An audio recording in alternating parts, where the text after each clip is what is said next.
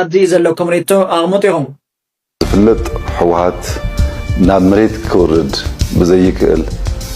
بلوي كل حساب بتعسر ودبيو حجي صقم كونو زلو أو كبابي والقايت سفناقلو زملكتيو ኩናት ምድላው እና ገበረ እዩ ይዝብሃል ወረታት አለው ትግራይ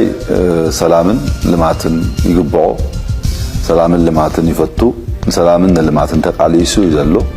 በአንጻሩ ዳግም ውግእን እንወትን አይግባውን ዝብል ጽኑነት ያለኒ ተጥሮ ፋይሊ ከም እውድ ከልቢ መስ መንሰይ ትግራይ ምሳባላ ጸጥታ ትግራይ مس مهرات دياسبورا مس ملاح تግራይ ኣብ ከቢድ ቅርህነት ኣትዩ መንግስት ሻዕብያ ዘለዎ መርገጺ እንታይ ይመስል ሻዕብያ ስልጣን ከህዝ ከሎ ዳርጋ ልዕሊ 300 ፋብሪካታት ኣብ ኤርትራ ነይረን ሎሚ ዳርጋ ኩለን ዓንየን